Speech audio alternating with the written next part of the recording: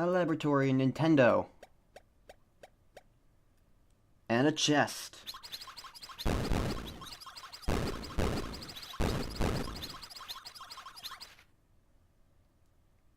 Rest in peace, Kirby.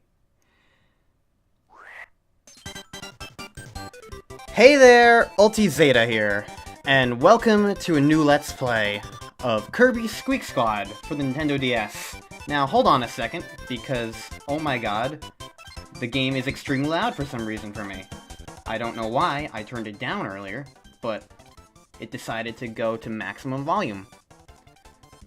Anyways, it's so peaceful that even the clouds are drowsy. I think this is just gonna play from the actual, file select thing. So, let's just get rid of this file, I suppose. The one that's not 100%. Because, you know, I want to start from scratch.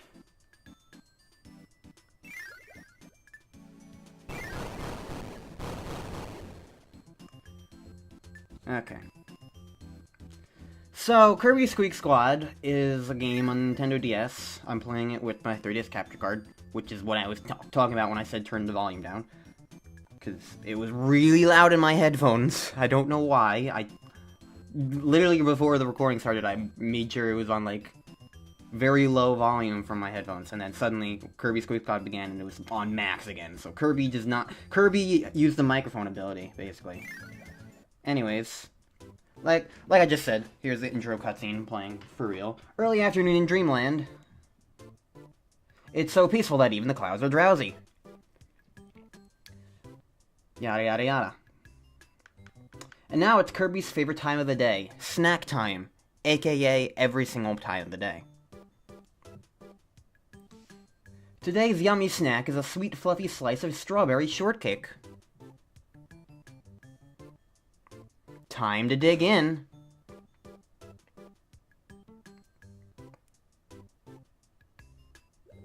Whoa! The cake Kirby was about to eat has suddenly vanished! Gasp! That scrumptious berry-topped slice of mouth-watering goodness. No doubt about it, this must be the work of that greedy King Dedede! Well, there's no time to waste. Gotta get that cake back. And that's how Kirby's latest fantastic adventure begins.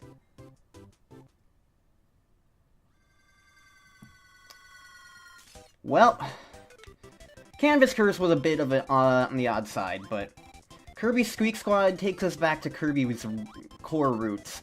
In fact, a bit too roots, in fact, because it's basically the exact same kind of game as Kirby Nightmare in Dreamland and Amazing Mirror are, except, I mean, it even uses the exact same art style. It's not very unique in that regard. It's, compared to every other Kirby game in existence, this Kirby game is literally the most, I would argue that it's the most bare-bones Kirby game to be a Kirby game. Like, I don't know. There are people who really like Kirby Squeak Squad I've met, but in my experience, the kinds of people who love Squeak Squad tend to be the kinds of people who experienced Squeak Squad as a kid. Like, the people who this was like one of their first introductions to Kirby, if not their very first introduction to Kirby. This was their very first experience, and in that regard, it works out perfectly fine. Like, there's nothing necessarily inherently wrong with Kirby Squeak Squad. It's a perfectly solid Kirby experience. There's just nothing really to make it, like, anything more than that. So, it's gonna end up being a quick, kind of like, I don't know, just experience it kind of thing. Bubbles, part 1, tap the power-up. You can keep up to 5. That's the one real gimmick of Kirby Squeak Squad, is that the bottom screen, which is going to be on the lower right for you guys, it has this little,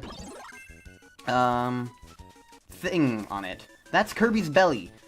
Certain things that are in bubbles, like you can see here, you touch them and then they go into Kirby's belly, and then you can use them later. That's the gimmick of the game. That's really about it. You can mix a couple of abilities, like if you have a sword ability and a fire ability, you can make fire sword. But, like, it's not exactly, like, Kirby 64 level of mixing. In fact, it's just sword and bomb that can have that kind of thing happen to them. So, as far as everything else is concerned, though, it's just basically another Kirby game. You collect there are a couple of chests in every single level, and you get them, and those are the 100% collectible things. But for the most part, the game is just a simple, straightforward Kirby game. Again, nothing's necessarily wrong with that, but hopefully you'll understand from playing this, from me playing this at least. If you have never experienced this Kirby game before, you'll hopefully at least understand why it's kind of, like, viewed as just the Kirby game that's just kind of there, I guess. Because that's the best way I can describe it, and probably the way most people would describe it. Is that it's just kind of there.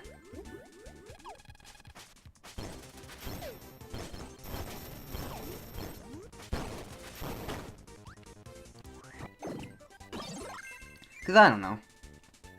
It's a thing that exists. So be it. I honestly don't have too much to say about it anymore already, because it's like, it's as basic a Kirby game as you can get. Everything that's in this game, aside from new abilities, such as that I kind of just ignored. I should actually probably show it off. This is the animal ability. You can dig in through stuff. That's about it.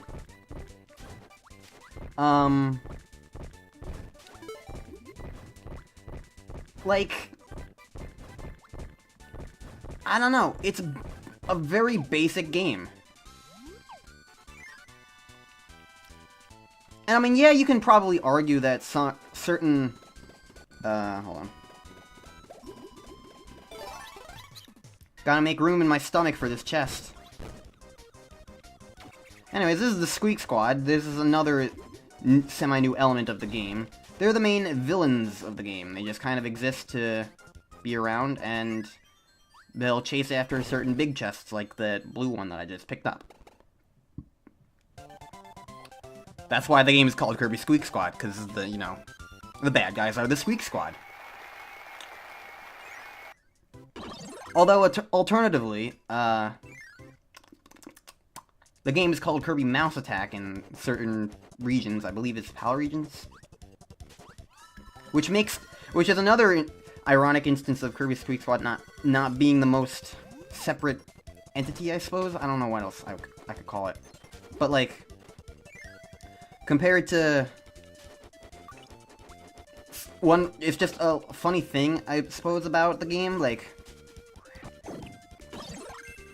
pretty much all Kirby games in the Kirby fandom, at least for me, I tended to abbreviate a lot of the Kirby games by just, what their abbreviation is. So, Nightmare in Dreamland I would call that KNIDL or something like that. Or if I wanted to talk about Amazing Mirror, I would call it KATAM, stuff like that. Like, just kind of a convenient little shorthand thing, I suppose. If I wanted to talk about specific Kirby games, or multiple Kirby games, basically. But the ironic thing about Kirby Squeak Squad is that no matter which region you decide to go along with it for, it never has a unique abbreviation, because either it's KSS, which is already taken by Kirby Squeak Squad. No, not Kirby Superstar on the Super Nintendo. So you can't go with KSS. And you can't go with KMA because that's also Kirby Mass Attack. So, hello. Now this giant squeaker's name is Storo, and he's gonna die. So, it's nice knowing him. Sometimes he'll fall asleep like this and he'll be immune to damage, but he'll wake up and then get burned again. So, real challenging boss battle. Yay, we did it. This game is also, even as far as Kirby games are concerned, this game is really easy. Like, there's a reason why I had 200% files on it already. Like, I had a third one before I deleted it somewhat recently. Unlocked an extra stage because of the key that I picked up in one of those things.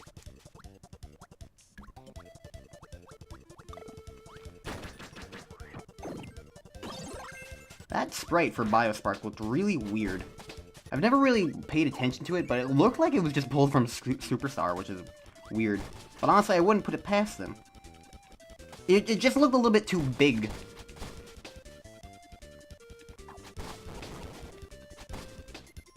It was weird. Anyways, yeah, so in case you don't know, basically, Squeak Squad is based on the same kind of formula of Nightmare in Dreamland and Adventure, where it's basically you just go through a bunch of different areas, and it's a very linear game, not like Amazing Mirror, which tried to be non-linear. You got treasures to collect, so it's kind of like Great Cave Offensive in that regard. There's not too many new abilities. I mean, we've already seen one in Animal. Well, I missed that door. That probably had a treasure in it. Oops. It's okay, I can come back. Not too hard to come back.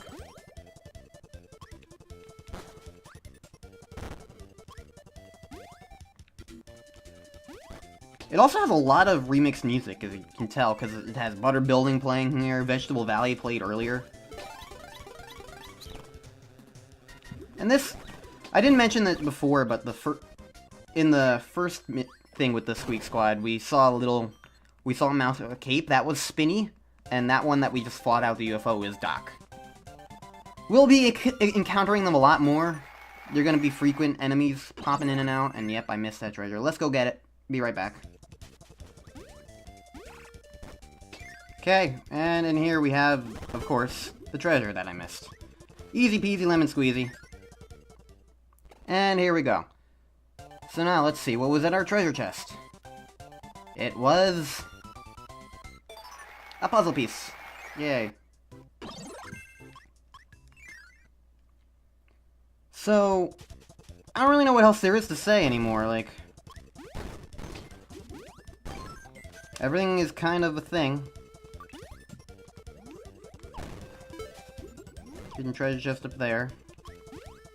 And now the level's already over.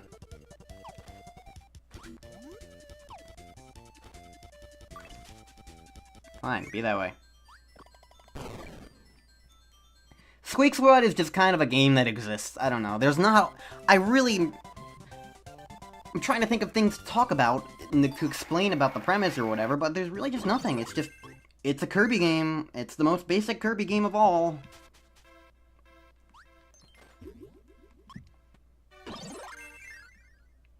Anyways, it's time to fight King Dedede.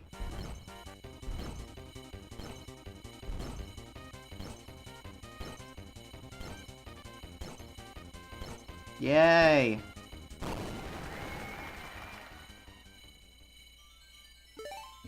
That was exciting, wasn't it? Kirby Squeak Squad is an easy game. Even by Kirby's standards, it's a very easy game. What's this? Someone's stolen King Dedede's treasure chest. Of course, he doesn't know a thing about the strawberry shortcake. So what's going on? Who's really behind the disappearing shortcake? Suddenly, a whirlwind appears, bringing a band of big-eared strangers.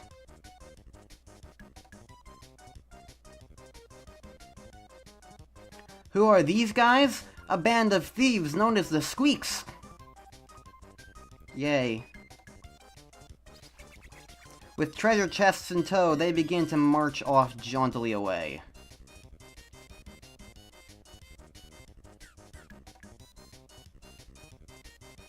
King Dedede acts as quick as a wink.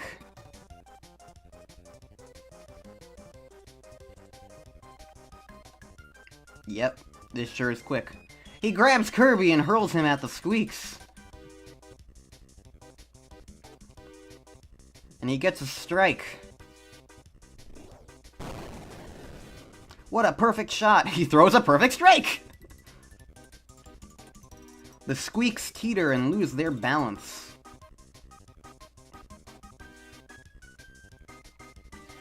Yay.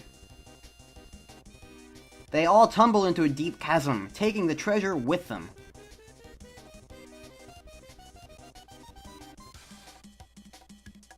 Surely the shortcake is part of the lost loot. Surely. Of course it would be. It looks like Kirby's quest isn't over yet. Imagine if that was just the entire game. It's just that one world and fighting Dedede and then it's over. Like, imagine paying like $40 for that. Anyways, it just kind of starts us here automatically. But next time on Let's Play Kirby Squeak Squad, we'll be exploring this new area because it's a new world and stuff, and I don't know. I feel like maybe at least starting a new episode off might help me get my bearings straight as to what to talk about and what not to, because I've already done so, and like... Because I don't know, I feel like this first episode was kind of all over the place with my commentary. Like, I had a lot to talk about, but a lot to not talk about. It was weird. I don't know. It's Kirby Squeak Squad. Come join me. We're gonna be playing it. Yay. Blah, blah, blah, blah.